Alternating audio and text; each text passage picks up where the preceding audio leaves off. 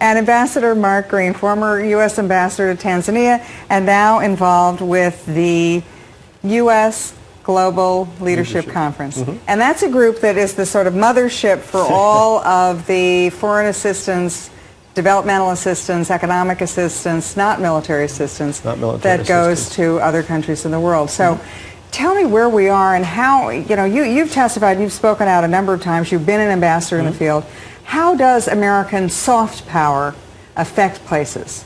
Well, first of all, I think the way to think of it is, in this modern time, and obviously we've all been talking today about complex challenges that the U.S. faces around the world, we believe that leaders have to have all the tools of power. Hard power, traditional military assets, but also the tools of diplomacy and development. Certainly in Tanzania, we saw that, one of the poorest countries on earth, but a great ally and an emerging nation of strategic importance to us. The problem is I worry that Americans are growing a little fatigued sometimes of what they see obviously on television. And this is not the time for the U.S. to withdraw or to sort of pull out of the world. It's a time for us to truly be engaged and again have all of these tools. That means our support for our embassies and ambassadors around the world, support for our development leaders from U.S. Agency for International Development to tools like the Overseas Private Investment Corporation, the Millennium Challenge Corporation. All of those tools help project American values and interests around the world. In emerging nations which are struggling to get some of the opportunities that we have, this sort of assistance really reinforces the principles that we believe in. Transparency, open markets, growth, rule of law. So really what we're talking about here are other aspects of leadership and power that are really important right now, in fact, never been more important than they are right now. Okay, you're a former congressman.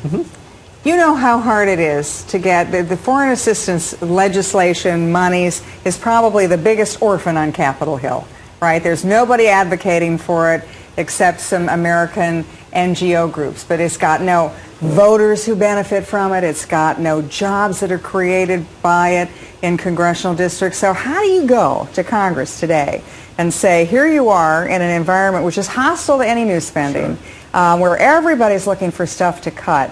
How do you make that argument? Well, first off, I would disagree with part of your premise. American jobs are created by it. Okay. You look at the example of South Korea, which 50 years ago, thanks to U.S. support and development assistance, we helped them emerge to the point where they're a huge ally of ours and a major trading partner.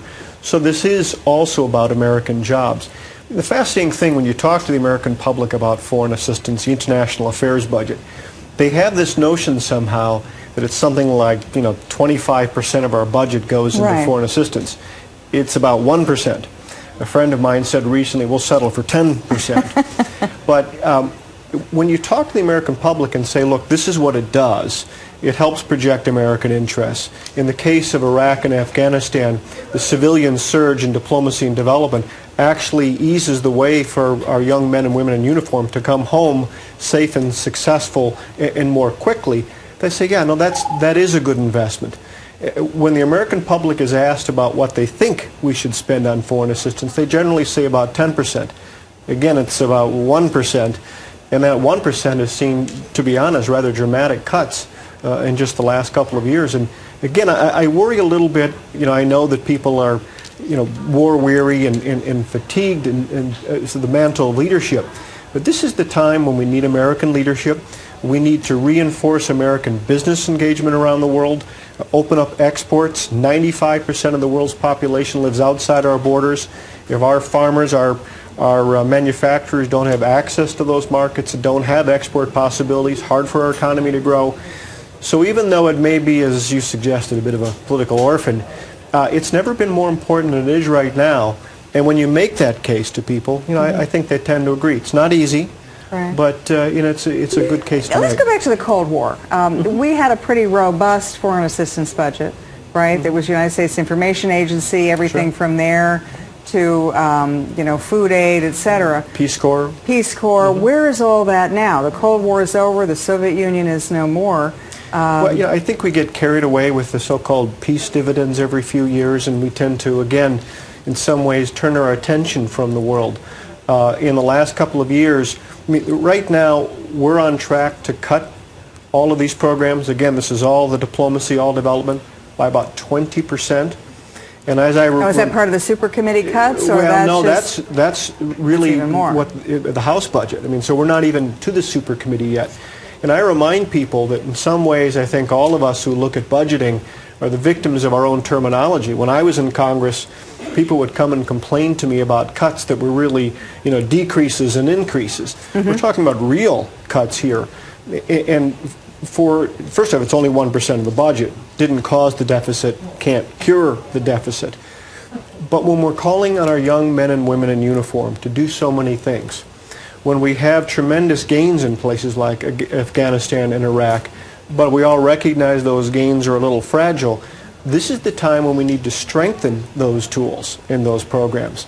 So in the Cold War context, after the fall of the wall, when we had this tremendous surge of involvement and we helped nations emerge, extraordinarily important allies to us today and partners. So you're talking about Eastern Europe, like Poland, Hungary, Absolutely. Czech Republic, and all those. So we had a big assistance program to those nations? It's interesting. Condoleezza Rice last week in a speech in Washington said something very interesting.